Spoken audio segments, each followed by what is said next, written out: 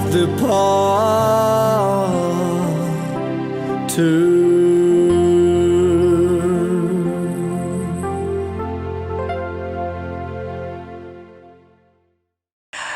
Goeiedag, baie dankie dat jy ingeskakel het. My naam is Ina, dis ons program Mosaïek en ek wil net vir jou 'n woord lees, 'n skrif lees wat die Here weer vanoggend of gisteraand op my hart gesit het. Romeine 5 vers 8. Die Bybel sê, maar God bewys sy liefde vir ons juis hierin dat Christus vir ons gesterf het toe ons nog sondaars was. Ja. Toe ons nog sondaars was, toe het hy vir ons gesterf. En ek en jy wat nou gebore is of later gebore is, hy het ons in die gedagte gehad. He had us in mind toe hy vir ons gesterf het, want hy het geweet, daar sal iemand wees met die naam van Ina, het my geken, voor ek myself geken het, en het ook vir my sonde gesterf, want wie van ons doen nie iets verkeerd, he? Ek sê altyd, ek wens, ek kan my brein uithaal, en hom daar neersit, en vir my, om sê, brein, nou luister jy na my, hou op om goed te dink, wat ek wil hê jy moet dink, nee, so, want hy keer het ons maar aksie teenoor iemand en jy's kwaad en die ou brein gaan maar net voort en hy dink maar net verkeerde dinge. Maar vandag het ek vir Albert Abrams. Sê ek dit reg? Dis dood reg, ja. Albert Abrams. Albert Abrams, baie welkom hier by ons. Dankie dat jy so ver gekom het om vir ons te kom kuier. Yes. Ons waardeer dit en dit is vir my groot voorreg, hoor. Waar is Albert gebore? Ek is Albert Abrams. Ek is gebore in 11de Laan Retreat in Kaapstad. My ouers is Frank Abrams en Cecilia Abrams. En uit die huwelik was daar 7 kinders.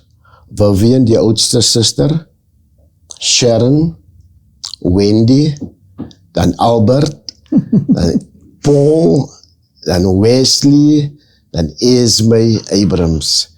Ons is gewoon op 'n werf, 'n yard, op ander mense se grond, in 'n singpandok hokkie, het ons gewoon met 'n 2 slaapkamer. My pa het gewerk vir die stadsraad. Nou in die 2 slaapkamer was daar net geen water, lopende water, geen lopende toilet, geen elektrisiteit nie. In ander woorde, ons moes ons water gaan haal by die bure, wie 'n kraan gehad het, en ons moet in 'n emmer die water tap, en dan moet ons daaruit drink, en ook in die toilet was buite die woning gewees, en daar moet ons aan toilet toe stap. Geen toiletpapier, koerantpapier. Dit wat dink my so baie aan my dae, my kinderdae, presies dieselfde. Hokkie, erfie, saam met ander mense, water gaan haal. Ons moes water van die kanaal af, op met die boot. Met die hout, beste hout en die touw en die emmer, ja. So het jy daar skool gegaan? Ek het daar skool gegaan, in 11de Laan, er was 'n Prinses Primaire Skool, Prinses Vlie Primaire Skool, tot op standaard, ek gaan nou praat in die oudheid, standaard 5, na dit is ek standaard 6 tot op matriek in Heathfield High School gewees, in Heathfield, ook in 'n retreat area. Na die skoolloopbaan het ek gedeeltelik gecasual, soos ons sal sê, by 'n winkel in Diskom in Retreat, daar het ek gecasual. En van daar is ek 21 geword en toe het ek by die polisie aangesluit. Luister, jy laat dink nou vir my toe jy matriek gemaak het. My pa het altyd gesê, 'n seun moet kan wiskunde hê en 'n dogter moet kan tik. Toe moes ek handelsskool toe gaan, want ek moet nou kan tik. Tak lees. So dit is, vandag is die rekenaar vir my baie moeilik, maar ek kan tik. Ja, lees belangrik, yes. So toe het jy by die polisie aangesluit. Ja. Oké, toe ek by die polisie aansluit, dit was hy 1988 Piseblawas College in Piseblawas, het ek aangesluit by die polisie. Daar het ek my opleiding klaargemaak binne 6 maande, soos vereis word. In die polisie het ek toe in Karassie Park polisie gewerk en toe weer by die wageenheid by die parlement wag gedoen vir die ministers. Na dit is ek toe 1992 is ek toe na Diepervier polisiestasie toe, waar ek dienste verrig het daar. En na die Diepervier was ek toe op Steenberg polisiestasie, waar ek ook as 'n kaptein dienste verrig het by Steenberg polisiestasie. In 2001 is ek toe verplaas na Wynberg polisiestasie toe, waar ek ook afgetree het op die ouderdom van 58 vervroegde pensioen. Hoekom? Die rede is hoekom ek afgetree het, ek was te lank 'n kaptein gewees in die polisie.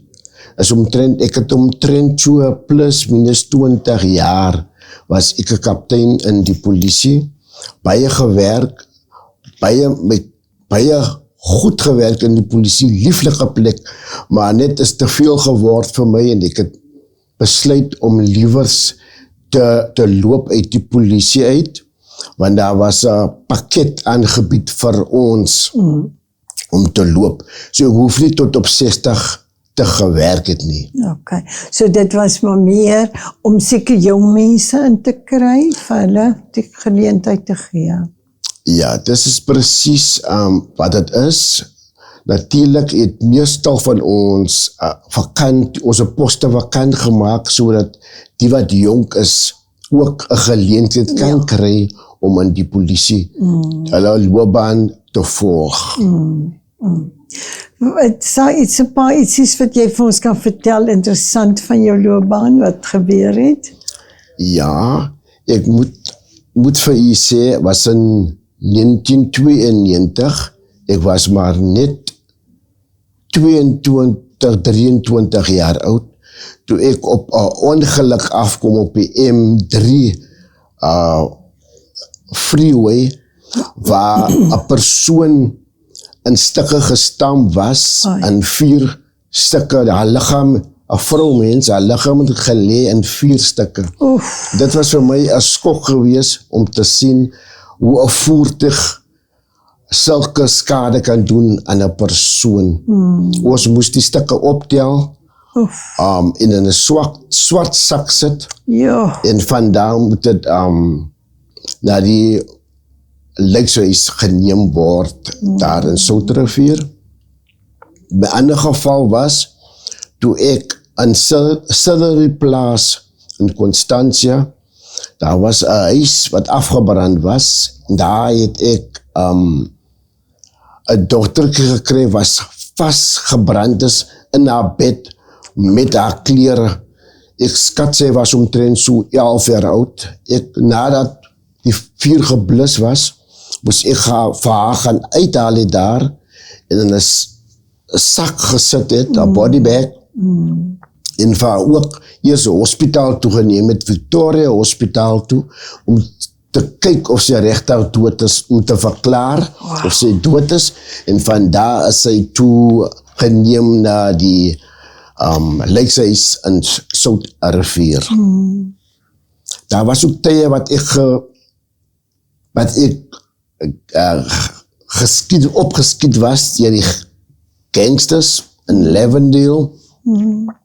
Maar die Here was altyd genadig vir my. Ek het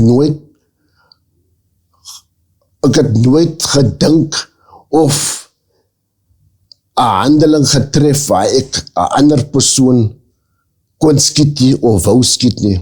Ek het altyd vir myself gesê, as ek nie iemand kan vang met my hande nie, sal ek nooit vir hom doodskiet om hom te kry nie. Dis maar net hoe ek gevoel het oor 'n ander persoon se lewe. En ek weet nie of die persoon miskien nog kinders het, of 'n vrou het, of hy's 'n werker of 'n broodwinner vir die huis nie. So, dit is nooit in my gewees om iemand dood te skiet as hy 'n misdaad gepleeg het en het weggehardloop nie. Vir my was dit, of jy vang vir hom met jou hande, of jy los hom, kry hom vir 'n volgende keer. Wat sin gemaak het vir my is, ek het baie lieflik en respectvol geleef in die polisie. Nooit mense geklap nie, nooit met mense beklei nie. As 'n persoon verkeerd gehandel het ek altyd vir hom gesê, meneer, ons kan klompie dinge doen, die beste vir jou is om in die voertuig te klim, dat ek 'n poliestasie toe kan neem. So het ek vir hom gearresteer. Ek het nooit beklei en was nie vir my nodig nie, want my houding was so gewees, hulle kon sien, ek was 'n respectvolle mens gewees. Net, en so hanteer ek alle ander mense met respek. Ek glo ook nie 'n persoon is 'n gangster nie. Hulle sê altyd, daar is gangsters. Ek glo nie aan 'n gangster nie. Hy is ook 'n persoon wat uit 'n huis gekom het. Hy is ook 'n persoon wat klein was en sy ma het ook gesê, my lieflike baba seentjie of vrou of baba kindertjie, dogtertjie, het ook so gesê, maar die wêreld en die omstandighede laat dit so word dat die persoon nou uitgedraai het om mense dood te skiet of te roof. Maar dit is nie wat sy moeder en sy ouers vir hom beplan het nie. Weet jy, dis baie wyse woorde daar hê.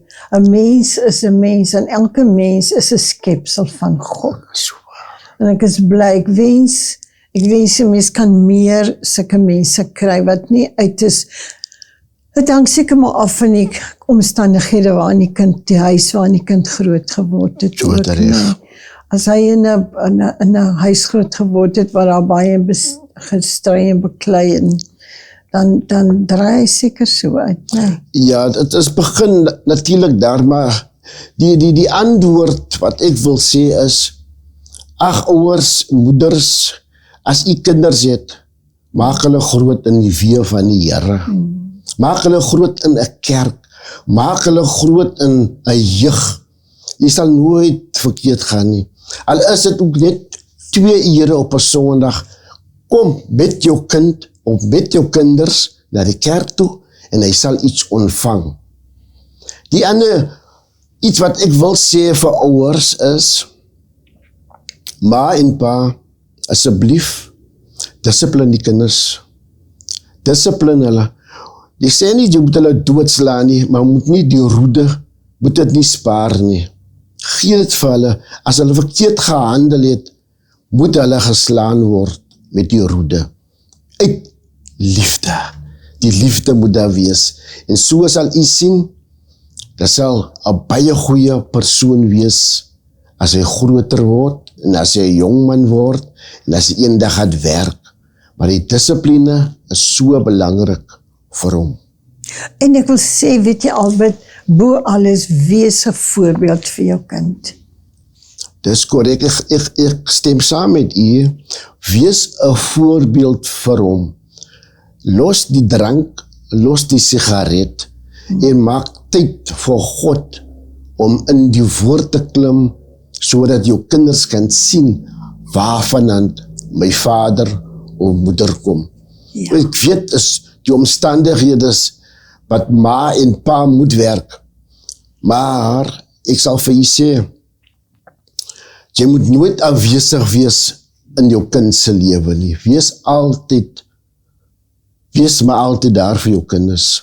Jy weet nie, hoe gaat hulle uitdraai nie. Ek sê altyd, as 'n kind 14, 15 jaar oud word, dan sluit hy die deur toe, vat hy die sleutel saam, hy kom hy vanaand, kom hy weer terug. Wie lê wakker om te kyk wanneer die kind terugkom. Ons gaan liewer slaap. Maar het is so belangrijk om jou kind te neem by 'n plek vir hom daar neer te sit en jy kan vir hom weer haal. Moet jy die kinders vir ons vertel, hulle wil dan toe gaan en hoe laat hulle wil huis toe kom nie. Laat hulle gehoorsaam wees en weet dat die ouers is nog steeds die baas van die huis. Baie wyse woorde. Wat sê jy van mans wat hulle vrouens slaan of andersom? Ja, gewoonlik sê ons mans wat die vrouens slaan, ons moet 'n interdik kry. Weet, die kinders, hulle sien dit dat ma en pa met mekaar beklei en die seun wat opgroei, hy sien dit dat dit is reg om dit te doen. Ek sal vir u sê, dit was nog nooit reg gewees om enig iemand te slaan nie. Ek sê altyd by 'n troue, het ek altyd gesê, en ek sê dit steeds by 'n troue, as sê ek, die dogter wat nou 'n vrou is, wat jou vrou gaat wees, meneer, sy was groot en sy is groot, jy het nie vir haar groot gemaakt nie. Soos jy kan nie vir haar slaan nie, sy is groot gemaakt deur haar ouers, en sy kom in haar lewe op 'n ouderdom van 25 of 26. So sy is nie jou kind nie. Nou waarom slaan jy vir haar? Dit is onnodig. En dan wil ek ook sê vir die vrouens, mevrou of juffrou moet nooit bang wees om te praat nie. Sê vir die polisie, sê vir die maatskaplike werker, sê vir die dominee of die counselor by die kerk, waar jy gaan, daar is genoeg wette wat ons kan toepas om vir jou te beskerm. Ons noem het aan die Domestic Violence Act van 1998, wat vir jou beskerm teen enige geweld, enige fisiese geweld, of emosionele geweld, of finansiële geweld. Ons wat 'n polisieman was, ons beskerm jou teen die geweld as jou eggenoot vir jou wil slaan. Waar het jou pad met die Here Jesus begin? Dis nou 'n baie groot vraag. Toe ek in die polisie was, en toe het ek begin baie drink. Dit lyk nie vandag so nie. Nee. Dit lyk nie vandag so nie, ek het baie gedrink. Ek was 'n sondaar gewees.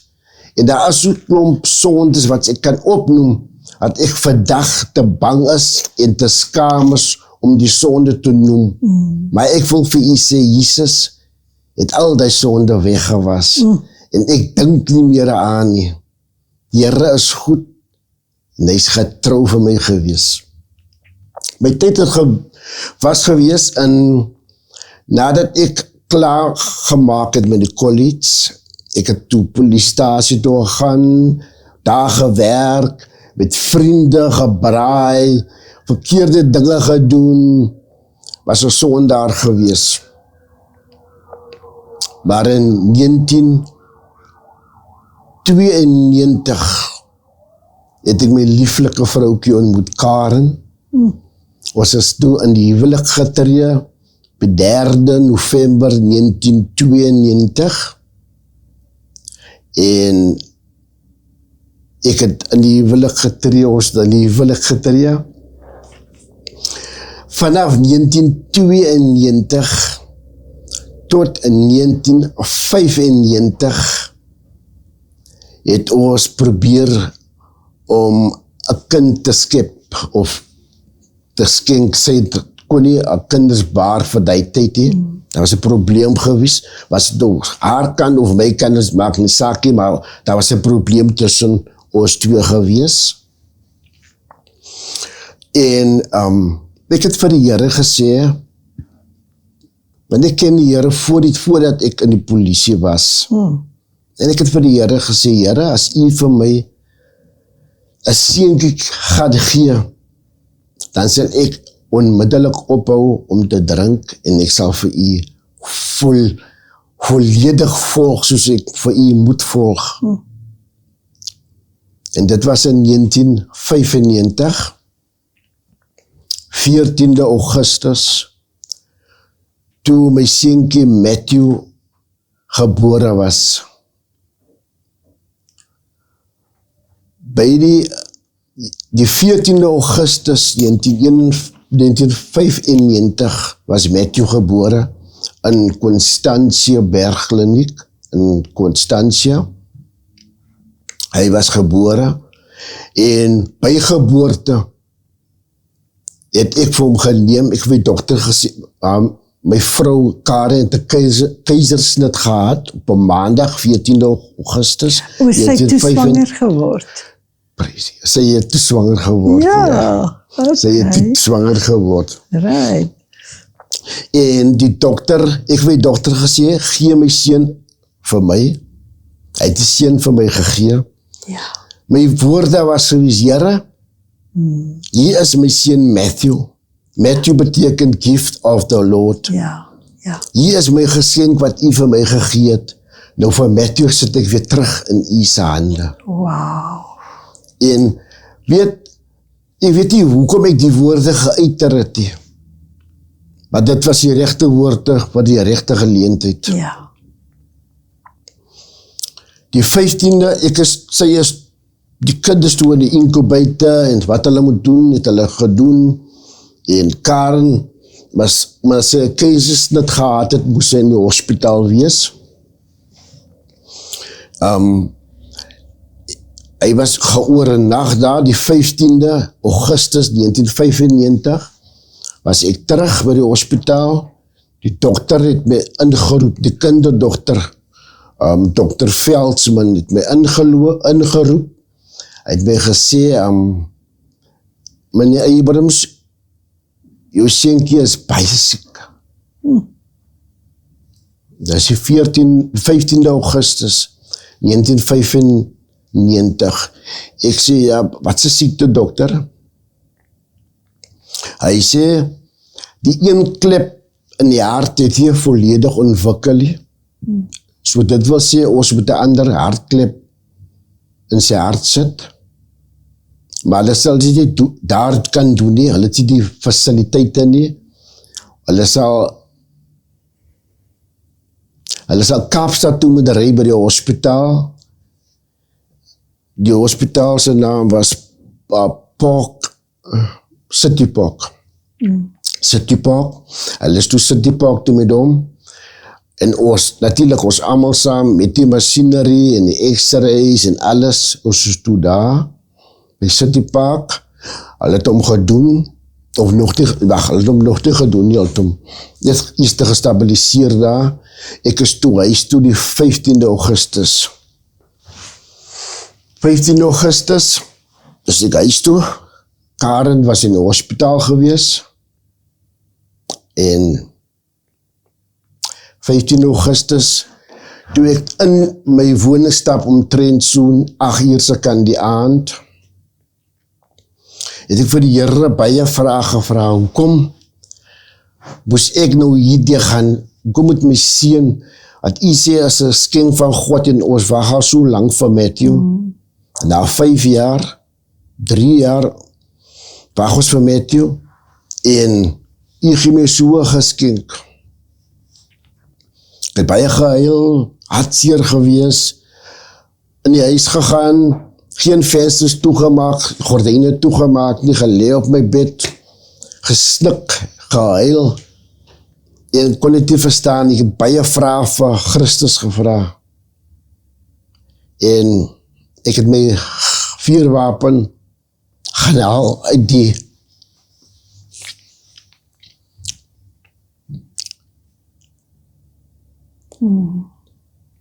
uit die kluis uit. En ek het my vuurwapen gehaal uit die kluis uit. Gespan, onder bekend gehou,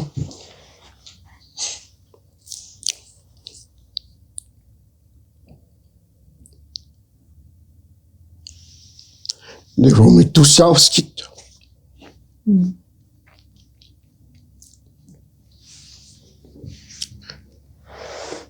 Ek wil met myself skiet. Ek weet nie wat het gebeur nie. Maar ek het die slaap geword. En die oggend toe ek opstaan. Omtrent so 3 uur die oggend toe ek wakker word. Toe sien ek, maar wat was ek aan nou? Alles die mekaar, die vensters nog oop en my vuurwapen was oorgehaal, gekok en ander woorde. En het was langs in my bed gewees. En die Here het my daardie uitgehaal. Het ek nie die sterre sneller hoef te trek om my lewe te eindig nie. Dis die rede ek altyd sê, ek skuld vir God 'n lewe. Ek skuld vir hom 'n lewe. Maar hy my daardie gedra in my tyd van benoudheid. Jy voel, jy wil nie. Jy sal nie dit kan doen nie. Om hierdie te gaan nie. Maar God in my bewaar. Dat ek nie stelle moet trek nie. Destined to play by the living water in the hands of the potter. In the hands of the potter.